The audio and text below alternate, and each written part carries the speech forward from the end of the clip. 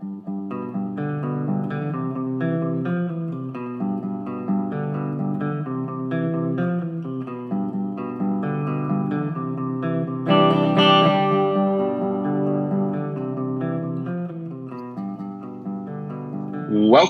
to the Movies of the Damn podcast. My name is Kyle Grant, and I'm sitting here, as always, with my friend and published horror author, John Hunt. If you enjoyed what you're hearing here today, please subscribe to our YouTube channel, check out our Facebook page, and follow us on both Instagram and Twitter at Damn Movies.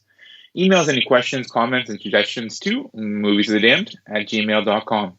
For further details on John's published works, please visit his blog, johnhuntfiction.wordpress.com. Today, we'll be discussing John Krasinski's 2018 horror film, A Quiet Place. The film follows the Abbott family as they try to survive on a farm while sightless alien creatures hunt the human race. The youngest son, Beau, soon dies after making noise with a toy rocket, and life gets even more complicated when wife Evelyn realizes she's expecting. They then try to prepare for the birth by soundproofing the house, but the creatures track them down as Evelyn goes into labor. Ultimately, the family realizes that amplifying feedback distresses the creatures and makes them vulnerable, but not before Father Lee sacrifices himself to save his children. John, opening thoughts on the movie? Yeah, so this is one of those movies where everyone was on the hype train, like they loved it. Like even before it came out, it was like getting hyped pretty high, right? Yeah, I remember that the teaser trailer when that was first released online, it got a ton of attention, and everyone was like, "Oh my gosh, this could be pretty awesome." It seems that America loves the John Krasinski Emily Blunt couple. It seems like they're a big deal. Then to hear that they're kind of spearheading a horror movie, and then the teaser trailer looked pretty cool, it did get a ton of hype behind it. Yeah, and I like them both. Like Emily Blunt's amazing, John Krasinski's amazing. Like I like watching them both. They're both great actors. They both have great talent. So I do enjoy watching them. And I would say this movie is very, very primarily character driven. So you're behind the characters, and if you like them, you're in their corner. And these characters were very, very likable. I was just going to say that exact same thing, that you really rooted for this family right from the start. I think they did a good job of humanizing the characters right away and making it so that really any person with the family, if you have children, you could see yourself in that spot, and it's unimaginable what they were having to deal with. Oh, for sure. Like the death of Beau, right? Like just the death of Beau, and when it happened, having to just sit there and not make a sound, or else you knew that yourself and the rest of your family would be sacrificed. Yeah, anytime you make a noise, you put everyone at risk, right? So it's just, so right there, like that was the opening scene. So if you're not drawn into that, then there's something wrong with you, right? So it was very, very, very well done, very well written, and very well acted. The opening scene was outstanding. Mm-hmm. The thing that really caught me right away is they're in that kind of store. I don't know, it's like a drugstore, I guess, and you see that really cool camera angle where you see the back of Beau and you see the rest of the family looking towards the camera. Yeah. And they're looking at Beau with just these horrified looks. Yeah. And as the viewer, you don't really yet know exactly what's going on. Obviously, from the trailers, you know that you have to be silent and blah, blah, blah, blah. Yeah. But you don't know what Beau has in his hands. And so when you see that terrified look on their face and you see this young boy that he's holding something, you're like, oh my gosh, what did he pick up? Did he pick up like a knife, a gun? Like that was the kind of look that the family was giving. And then when the camera angle kind of comes around and you see all it is a toy rocket that makes noise, that just does such a good job of showing the audience, explaining to them just how serious this sound thing is. And I thought it was just beautifully done, beautifully presented there. Oh, for sure. Like that's the new danger. Like you had, you said it right there. It's like it wasn't a gun. It was a toy.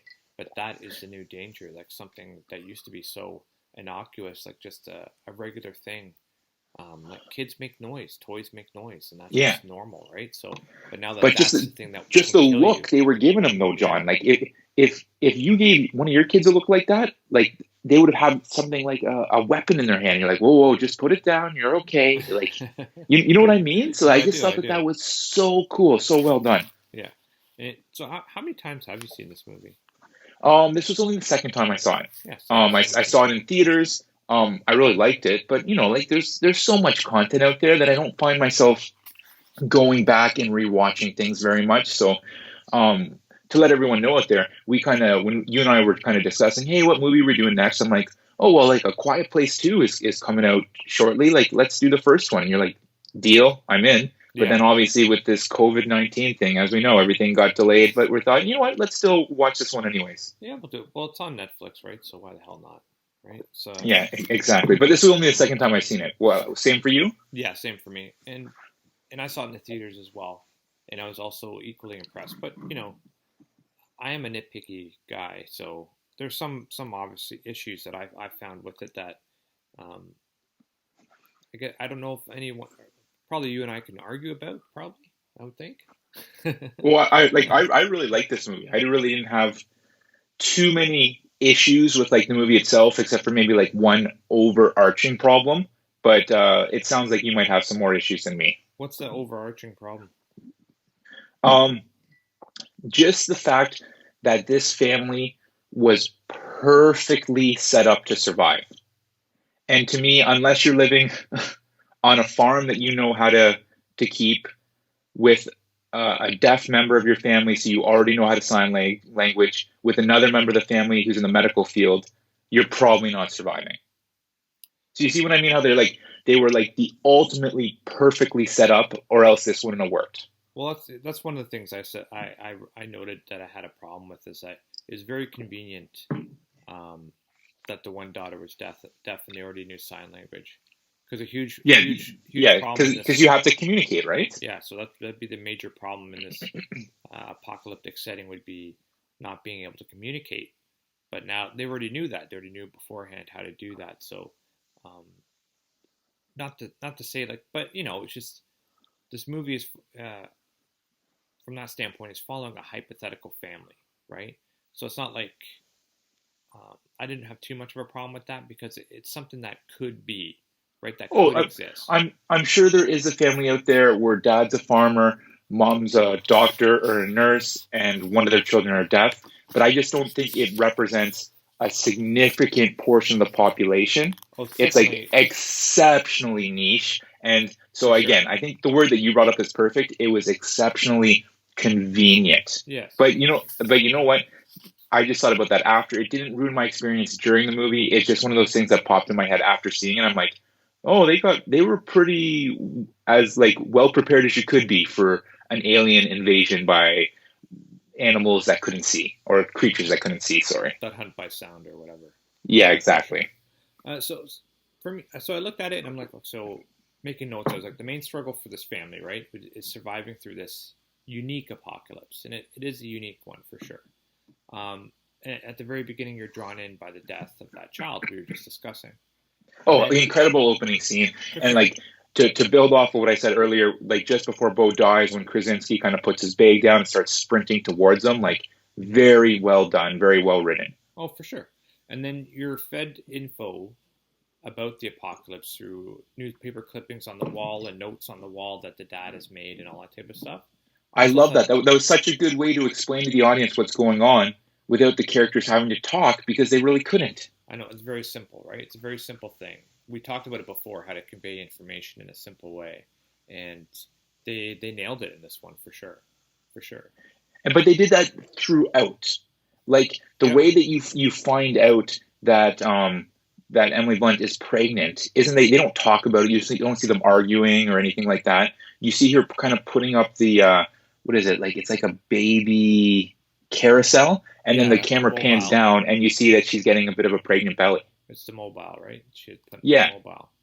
but I just Oh, thought that that was so it was so smart to do it that way. hmm hmm So here's some of my problems that I have, right? So and um, you know they're up for debate, obviously.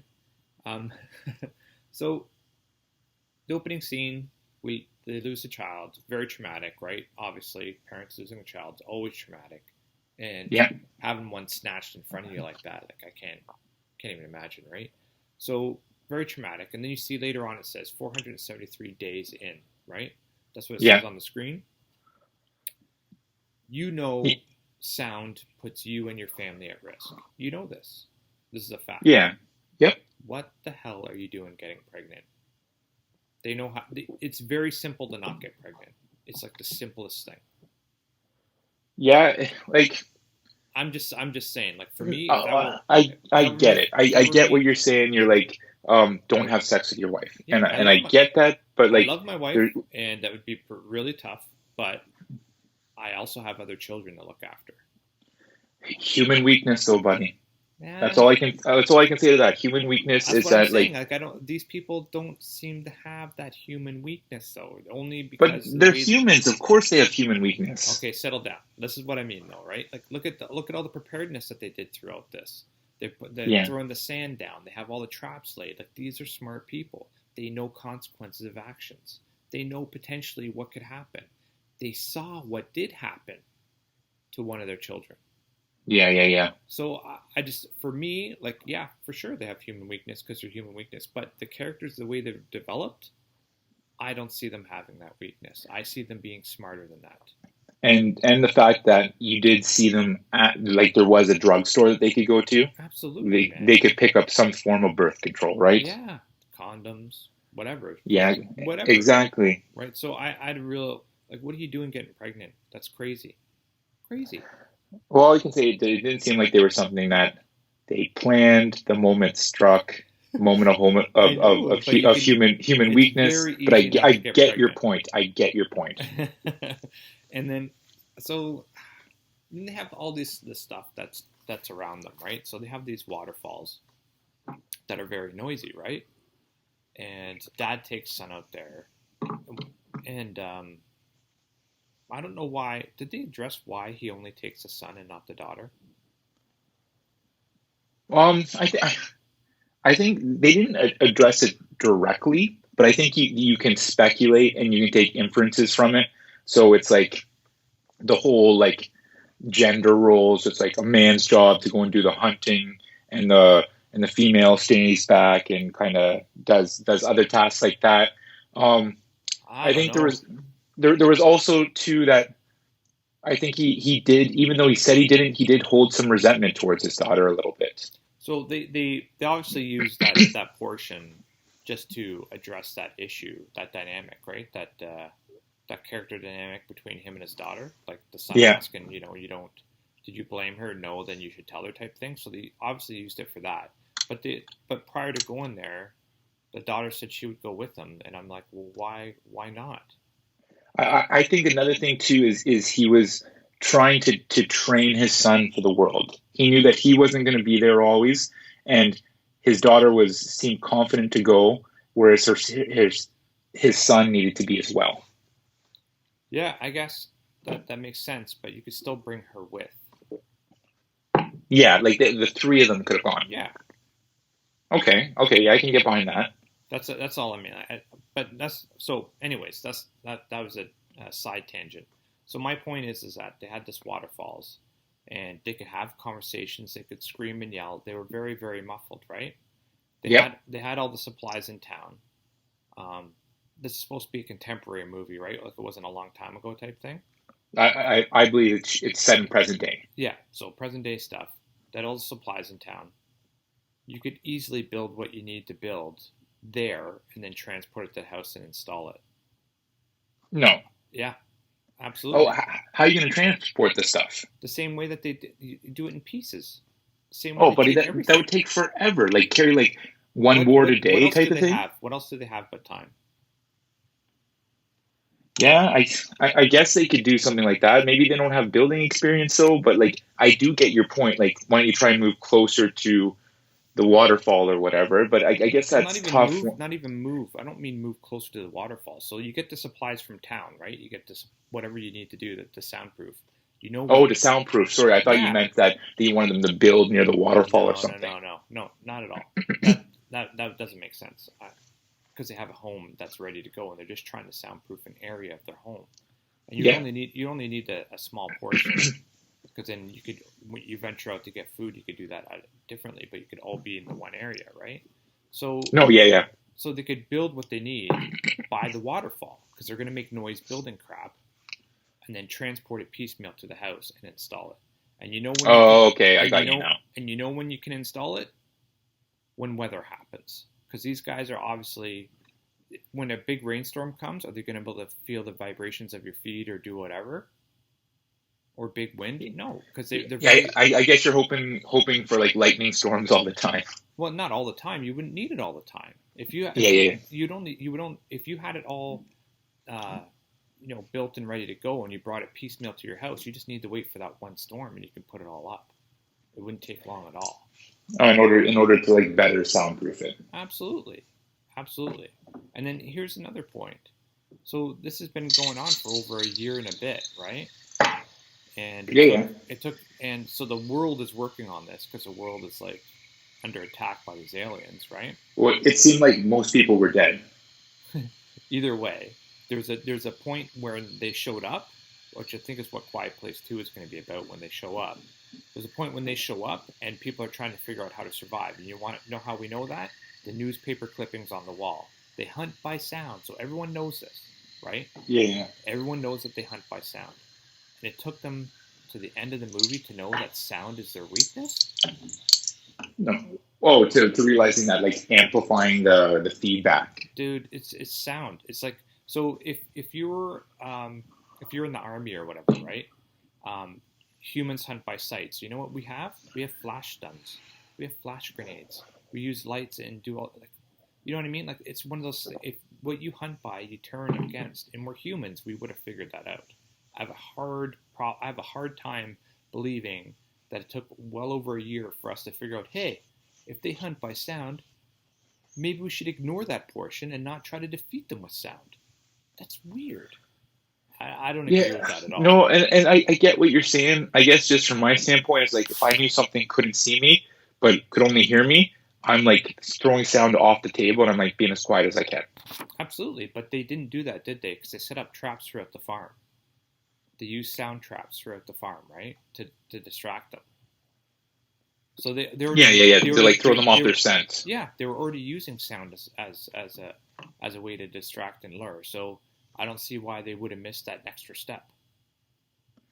No, okay, okay, I get you. All I can say is that like maybe that like it happened so quick that society was wiped out that they didn't even have a chance to try and game plan. It was Bull just crap. like trying to survive. Bull crap. Only so once again, I love this movie. It's a great movie to watch, very enjoyable, and I think the reason why it was so successful is because of its character-driven basis. Like you got behind the characters, you loved them, Yeah, of and course. because you loved them so much and what they're going through, you were distracted by it, and you didn't actually stop to think. Um, Yeah, and you know what, that could be true because it was one of those movies that like I was in it the entire time. I'm never Absolutely, checking my watch. I'm never thinking of something else. I'm just absolutely, in it. And so yeah. when you're in a movie like that, as you said, you just don't think of this other stuff sometimes. Absolutely. And I guarantee you, I wasn't thinking about it while I was watching it. Yeah, But I always think about a movie when I leave because this is what I do because it helps me with my writing, right? So I think, anyways, if I see a movie or read a book and they're both really, really good, I want to know. I want to know why it's good. So then if I can figure out why it's good, then I could utilize that, right? I could use it myself. So I always think about movies afterwards and books afterwards, just for that reason. It's just what I do, and it's just for me. I'm like, this is bull crap. We have like billions of people on the planet, and we wouldn't have figured out sound was the way to get them. I don't buy it for a second. I don't buy it well, for a second. maybe some people from across the world did, but there's no communication infrastructure. Okay, but once again, it's one of those things where it's like there's power. So why is there no communication? Well, do they just have power though because they have like a generator at the farm? Yeah, but that may be the case, but they still have power, right? So Hmm. he was trying to figure out.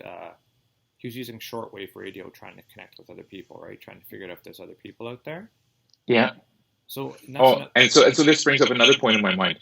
If they did have a generator, generators are loud. Wouldn't that attract the creatures? that could be the it could be another potential thing, or unless they soundproof that generator really, really well. Yeah, And once yeah. that what, but they didn't address that issue. Like once again, they need to tell us this stuff, right? For in order for it to be in order for you to believe it.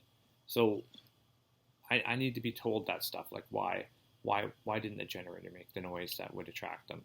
Like that's a very good point. So you know what I mean? It's just like once again, great movie, like well Yeah, acted, like I guess maybe I was able to ignore this stuff because, as you said, I was so into the characters, so into the filming. As I've already said, that opening scene, Cameron was amazing. The scene where I guess uh, John Krasinski and Emily Blunt conceived the baby, I thought that was an incredible scene too. Where she's mm-hmm, kind of listening to music in earbuds, mm-hmm, and um, you're kind of hearing what John Krasinski hears. So yeah, at first there's silence, and then as she puts the earbud into his ear, you then hear the music that's playing. I thought that was such a cool scene. yeah. Like that's when this movie was filled with cool scenes, like really, Oh, really. and if you want to keep going with cool scenes, how about when she's going to labor and then steps on that nail? Oh my god, yeah. Oh my god. That made me We always cringe. And talk I, about that, eh? Nails on the stairs. Oh my oh, god. Or but just stepping on this nails. one, even Oh though my it's done so god. many times, this one was original because she couldn't make a sound. Yeah, I know. And the fact that she didn't make a sound while in labor, stepping on a nail, I'm like, what a rock star. I'm I like, know. Emily Blunt, you are way tougher than me. Yeah. Well, it's like so. I don't think ever stepping on a nail has to be done in an original way because it's always such a very visceral thing to see, right? Like you're watching it going and you're imagining it, stepping on it, and it just you automatically want to hold your foot, right? But yeah, Oh, yeah. she definitely brought it to a whole other level with having to be silent during that whole time. And then she like delivers a baby without Yeah, making a noise, like ridiculous. yeah, But like that kind of like end sequence when it stuff is happening, it hmm was incredible. And then when the kids get in that like grain tower and hmm it's kind of like quicksand, that green like silo scene was amazing. That was a great scene. Great scene. like buddy, Yeah, that's incredible. Like I was on the edge of my seat, yeah. and it probably had to do with the fact that just like you put yourself in there, just like I couldn't imagine being in there, and you're like falling down into it, hmm and it's quicksand, Yeah, terrifying. yeah. I know it's crazy. It was such a good scene, and using the door as a base. That's so good, right? So good. And so I don't know about those type of things, and it just like at first I'm like, how is this door causing them to not fall down there? But I'm guess that's something that if you do have a platform, you don't fall down. Like I Yeah, don't know. yeah, that's exactly what it is. So it's like it's just a platform. It's just look at it at the way of a surfboard, right? How does the surfboard stay on the water and you can stand on it? It's the exact same thing. You Oh, don't go under, right? Because it's a wider base that distributes your weight equally across that area, that surface area, right? So okay. if I guess you're the one thing I was thinking is like it didn't seem that big, but what you're saying is making sense. yeah, so Um, it really just all it is a way to distribute your weight equally, so you don't sink. well, I do have two questions for you here. Now Okay. you kind of already answered one, but I'll hmm still touch on it anyways. But the two questions I had prepared for you is what did you think of the need for John Krasinski to sacrifice himself? Don't you think he could have done something where he could have like thrown some objects like against the structure there and like kind of like lured the animals or the I keep saying animals, the creatures away? Did he really have to sacrifice himself by yelling? And then point two was what were your thoughts on the discovery of the weakness in the ending? But you kind of already talked about how you thought the weakness should have been discovered way more. So why don't you just give me your thoughts on the ending and give me your thoughts on did Krasinski really need to sacrifice himself? So going back to that scene, the kids were trapped in the car. Um, you're a dad and you're watching your kids, this alien go after the kids. Um, I don't have a problem with that. So he throws something elsewhere. Um, here's the thing with these creatures: they know that people make sound, and if they make the sound, then that's where they go to kill them, right? Yeah. But I think, and this is just a projection in my mind, anyways. Like I don't know, because once again, they didn't. I don't know if they showed any of this. So you throw something and it hits something else. Um, they might glance up or do whatever, but if you actually make the sound of the animal, like of a human, then it knows it's coming from you. Yeah, but I would have just loved to see him. Try like it. do a couple attempts to like lure them away or like throw something or to like make a noise, and like you said, the creature just kind of stops for a second, glances up, and then goes back to what he's doing. I would have Yeah. loved it that like this wasn't the first thing he did, Yeah. that he tried some other things first. No, I agree. I agree with that. But I get your point that any father would do this. That I don't disagree with that. I just thought, did he need to go to this suicide plan first? Yeah. No, I hear you. Here's my question for you though. What do these creatures do with the people? They're eating them. Did we ever see that? I guess you never see like a mowing down like a wild animal or a zombie or something like that. But I guess yeah, because you don't really see blood or anything like that. You just see like the creature rolls by and like the thing and the person's gone. Yeah, or they get cut in half, but the creature doesn't stop to eat it. Yeah, I don't know. I don't have an answer for you. Yeah, so that's I assumed they're hunting for food, but you never know. well, I would like to know that because Yeah. I think that's a huge point, right? Well, So maybe that gets brought up in the second one. well, I would hope so, but like they weren't counting on a second one at the time, right? No, yeah, you never know if how successful a movie is going to be, and if you can even do a second one, right? Like Yeah, I'm sure if they were counting on a second one, they wouldn't have killed off Krasinski. no. And if you're like, and that's another thing. Every movie should be complete in and of itself, unless Hmm. you've written it as a sequel or a trilogy, right? So I don't get the sense that they wrote this with the idea of a sequel in mind, because then otherwise they're doing a kind of a prequel thing, right? Prequel and Yeah, sequel thing at the same time. yeah, I So think they're doing it. It's a sequel, but there's flashbacks, and yeah, Krasinski is going to be on the in the flashbacks. yeah. But your thoughts on the ending? What do you think of that? Pretty abrupt, or are you okay with it? No, I was fine with it. It's just like I said, it's just but so even once they learned that sound was an effective tool, um, it's still tough to put the creature down. So I think Emily Blunt's confidence when she saw the other two running across the field was maybe a little over the top. Yeah, like her husband has just died. It's like, how about you? Okay, there, you just now let's grieve for a little bit. You know what I mean? Well, or you mean after that at the very end? No, Yeah, you know I don't think that's necessary because you know they're going to grieve. You know they love them, yeah, right? You know that they're going to feel his pain, and hmm, you saw her face when he screamed. yeah. You know she was involved. So I don't have a problem with that. I just have a problem with the creatures themselves and the mechanics of how they hunt and how it took us so long to figure out how to do something about it. I don't like that at all. Hey, you're just a big optimist for human ingenuity, and I like it, buddy. Well, I am actually because like look at I think we have a good track record for that actually. So Yeah, no, you're right. Problems come up, and we innovate, and we solve them. We do have a track record for that, so I get what you're saying.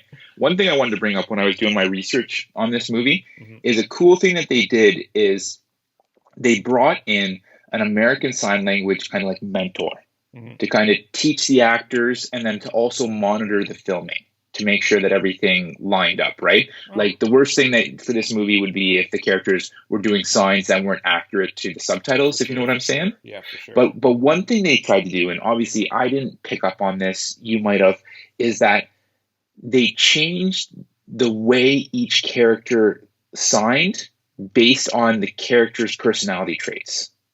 So, for example, John Krasinski, his sign language was always short and brief signs, which showed his survival mentality, hmm while the mother had more expressive signs, as she was very much more so interested in making sure her children had more life experience than just survival. I thought that that was pretty interesting when I read that. hmm That is interesting And Joe, so it because just I think shows like that's the next applicable level that they're going with this thing. for sure. That's applicable for real life. Oh, it's definitely applicable for real life. And Yeah. so I just like that's something that didn't cross my mind. Like if I was making a movie like this, and that's probably why I'm not a filmmaker. hmm So Well, I thought that was cool. no, because you learn about that stuff, right? Like, it's very interesting because I see Ethan Ethan in film school. He hasn't been in film school very long, but from the movies, the films that he used to do to what he can do now, holy cow, man! So you learn a lot, and you would learn that like that realism is a huge thing.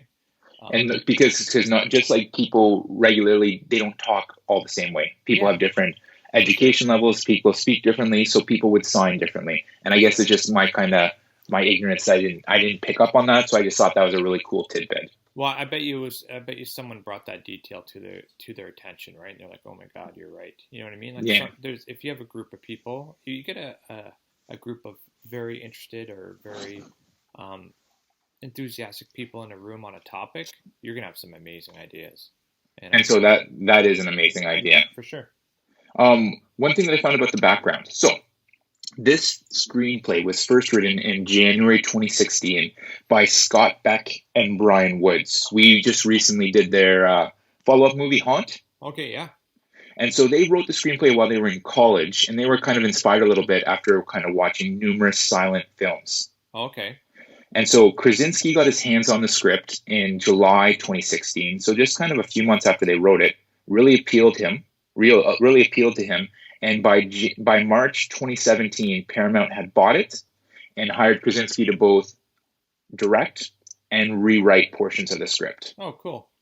So it's kind of like Scott Beck and Brian Woods get credit they still get the screenplay credit as well as Krasinski, but they also get credit for the story. So I think that's a bit of confusion out there, because I remember when we were going through Haunt and I brought this up here, that they had also written A Quiet Place. You're like, didn't Krasinski write that? Yeah, yeah. And so yeah, Krasinski did get a writing credit on it, but the story was Scott Beck and Brian Woods, and I think Oh, that's important to keep in mind. for sure, for sure. You got to give the credit to the credit, right? Like, Exactly. yeah. Critics love this movie, 95% on Rotten Tomatoes. Audience score 83, so a little bit lower. Hmm. Also killed it at the box office. So they said the budget on this one comes in between 17 and 21 million, Hmm. but it ended up grossing over 340 million. Hmm. Nominated for an Oscar for Best Sound Editing and a Golden Globe for Best Original Score. Didn't win either, but just to see a horror movie nominated for these major awards is a big win because of how few and far between that happens. For sure. For sure. So I'm probably myself. I really enjoyed this movie, and I know you brought up the issues, and they make sense. I would still be in the 90s myself, low 90s, but I'd be in the 90s. I'm like an 85. Okay, so you're more with the audience score, and that Yeah. makes perfect sense. Yeah. Well, buddy, anything else to add on this one? No, not at all. All right, perfect. Well, folks, please subscribe to our YouTube channel, check out our Facebook page, and follow us on both Twitter and Instagram @DamnMovies. We want to hear what you thought of today's podcast and any suggestions you have, especially in terms of what movies you'd like us to discuss next. Send us an email to moviesofthedamned@gmail.com. Please also check out John's full-length novels. His first two novels, Dollhouse and The Tracker, are Amazon bestsellers. You can also order his novella Balance, his book of short stories, 4 Shots of Horror, and his newest novel, Off the Grid, right now, all available on Amazon.